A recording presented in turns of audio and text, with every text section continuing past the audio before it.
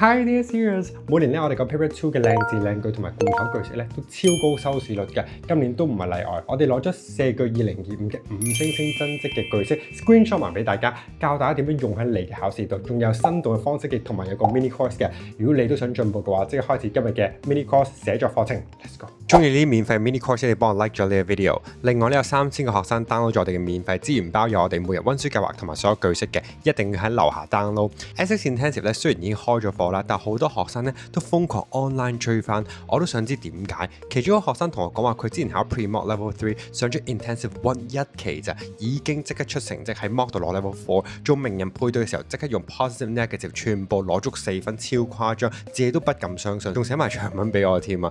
第二種學生嘅進步咧，就係因為佢哋瘋狂教文啊，不停進步啊，包括 Straight 5星星都係跟呢一班嘅話咧，我哋 Essence Intensive 咧即刻開班，中間有好多重點內容嚟對話、長題目、議論文、書信等等啦，所以一定有得追嘅，進步多到講都講唔晒啊！大家繼續努力啦！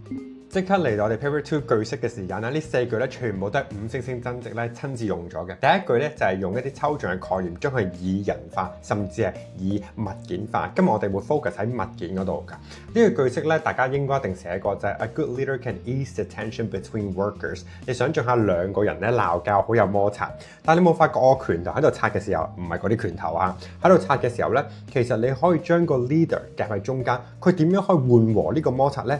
如果一個人變成一個物件，有咩物件可以令佢哋可以緩和摩擦？有好多人已經即刻諗到，亦都係5星星嘅呢一個用法，同埋呢一個物件就係潤滑劑啦。唔係嗰啲潤滑劑，唔係透明嘅，唔好亂諗嘢，唔該。我哋將兩個人嘅摩擦，將一個人喺中間變成潤滑劑，呢一個人嘅 leadership 或者呢個 leader 咧就可以成為咗 lubricant 啦。咁所以咧，我哋將一件事啦、一個人咧變成物件化嘅話咧，就可以轉做今日呢一個句子，亦都係呢句5星星真跡嘅句子啦。就係 A level-headed leader acts as a lubricant to ease the tension between workers。呢個位置見唔見到啊？佢用咗呢個字 lubricant 咧，其實就係一個潤滑劑啦。咁記住用嘅時候咧，各位同學成日都問我 Grandma 點樣進步啊？其實我真係好嬲啊，因為其實 lubricant 咧係可以數到嘅。唔好再亂諗嘢啦！呢個係一個潤滑劑，係咪？咁啊幾支潤滑劑係咪？咁所以其實數到嘅話咧，我哋會用 act as a 俾佢嘅。咁你問下阿邦有冇其他嘅方法啊？有冇其他物件可以記啊？咁當然有啦。呢個部分各位同學諗下，如果你講失敗嘅呢個字，你記唔記得其實失敗通常啲人會點樣去諗佢啊？係一路向上爬，向上爬。咁所以我哋第二個物件咧要寫低喺筆記簿，就係用呢個字叫 act as a stepping stone 啊。stepping stone 即係咩啊？幫你行上啲啦，幫你一路咩向上咩走嘅。咁啊 failure often acts as a stepping stone to greater success。其實你越失敗就越會學識咩啊？成功嘅秘訣。咁所以呢個位置咧用咗 stepping stone 就好似幫你向上爬，所以非常之形象化嘅，就同頭先有少少唔一樣啦。最後一種咧，如果你讀 bio 應該非常之熟啦，就係呢個字讀做 catalyst 啊。catalyst 通常咧喺 bio 嘅層面係點樣咧？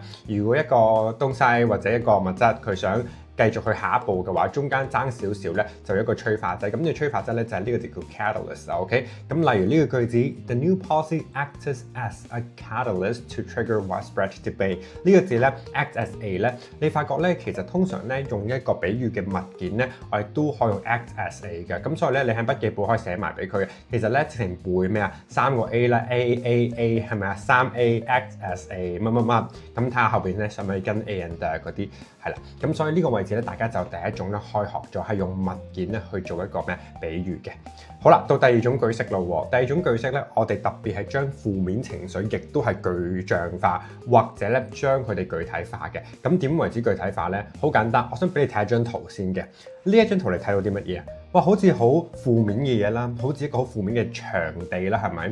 今日呢一招犀利啦，就名為我哋將一個場景或者 visualization 咧，去將佢具體化嘅。咁同頭先嗰個咧有少少唔同嘅。呢個句子 I was very depressed at that time。好多人都寫到，甚至係 I suffer from depression， 但係好似又未真係咁具體化，人哋好似未必真係 get 到你有幾唔開心喎。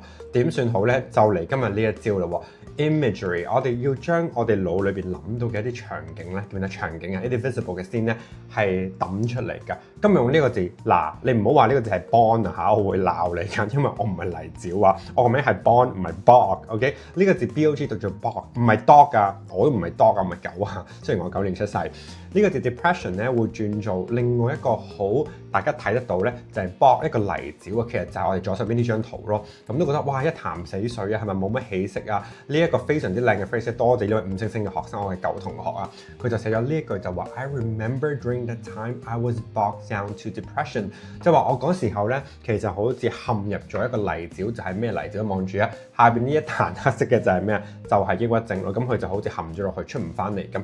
其實係非常之有趣啊！呢個字 bogged down to 咧就可以咁用啦。咁啊，阿 Bona 呢個字咧變咗做好似一個 verb form 咁。I was 乜嘢啊嘛，係咪好似 passive voice 咁咧？其實真係似嘅。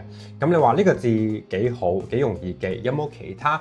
你俾咗呢張圖，見唔見到仲有啲咩啊？洪水啊，有瘟疫啊，呢張圖係代表瘟疫嘅。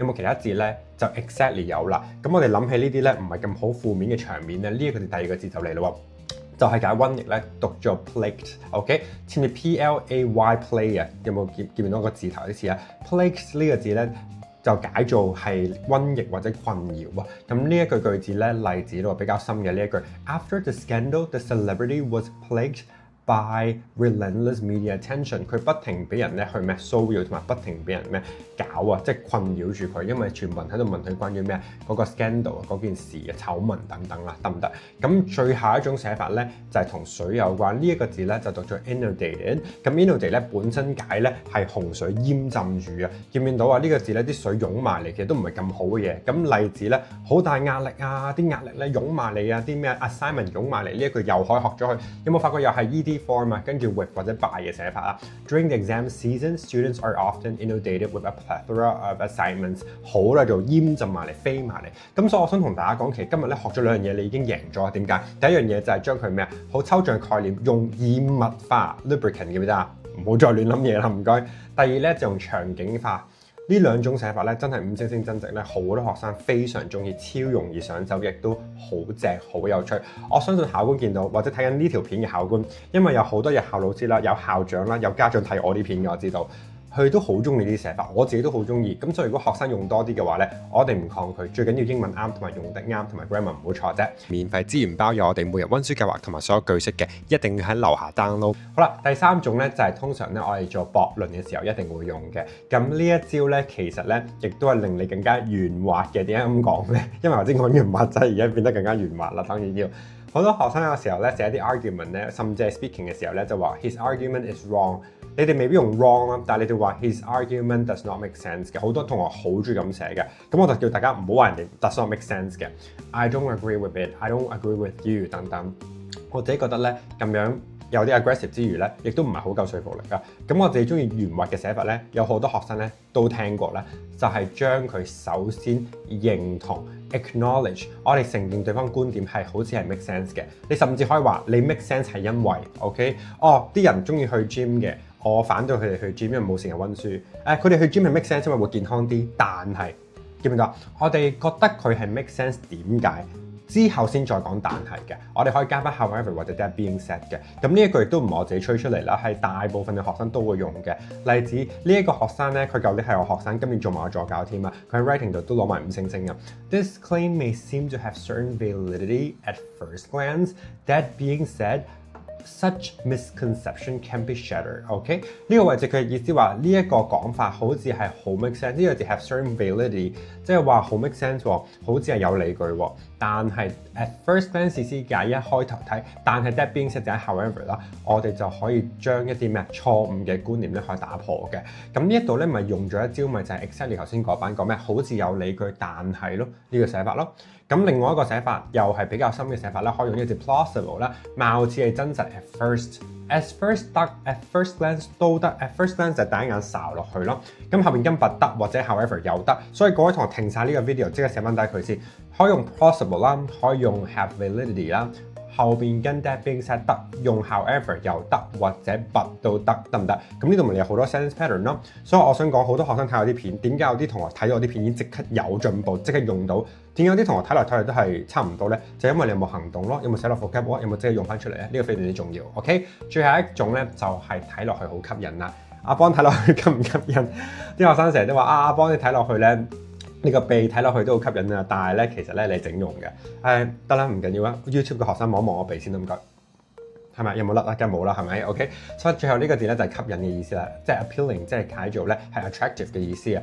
Appealing at first glance，but the offer was appealing at first glance，but a closer look revealed many hidden costs。呢一個 offer 咧其實好吸引，但係睇落去咧其實原來有好多暗藏嘅問題等等嘅。咁呢一招咧 once again 就係用咗一開始咧去認同，但係最尾咧去帶翻自己嘅論點嘅。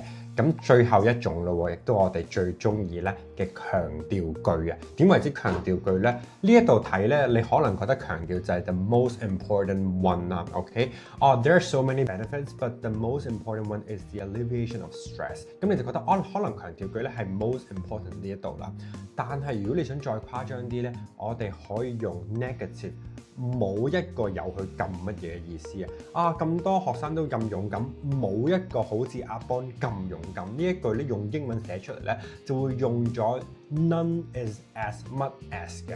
咁我哋咧呢度好似好難明咧，一睇就明白㗎啦。OK， 睇睇呢句啦喎。OK， 呢個字咧 by the way 唔係讀幫，就讀做般西解做好處嘅。OK，among the myriad of boons，none is as prominent as the alleviation of stress。prominent 嘅意思咧解做明顯啦、獨特啦、突出嘅。咁所以喺眾多嘅好處當中咧，冇一個係夠乜嘢突出咧，就係令我哋減輕壓力啊。因為去一個地方可能減壓係最大嘅好處嘅。點解你要游水？因為減壓啊嘛。所以第一個原因就係咩啊？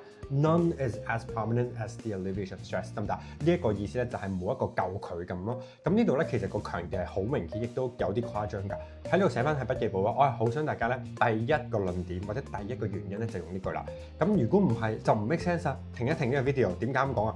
因為如果呢個係第二嘅話，咁咪唔係 none is as 咯，佢就唔係最㗎啦。你明我講咩啊？咁所以呢個最好係第一種係做最大強調，已經唔係第二，唔係第三啊，呢個係第一種啊，得唔得？咁亦都係一定要寫埋低喺你嘅筆記簿。呢一個應該係你最強嘅論點。如果呢個唔係最強論點，你唔好隨便用啊！如果唔係，你就真係唔 make sense 㗎啦，得唔得？呢一個 alleviate stress 係你最想帶出嘅第一個最強論點，呢一句就可以留低啦。咁你就用啦 ，OK？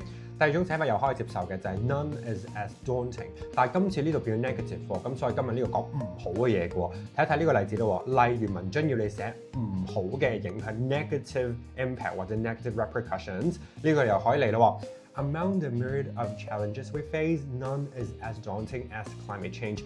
Climate change 係第一個最大嘅問題，係第一段正文段寫㗎，記住啊，唔係擺喺後邊啊。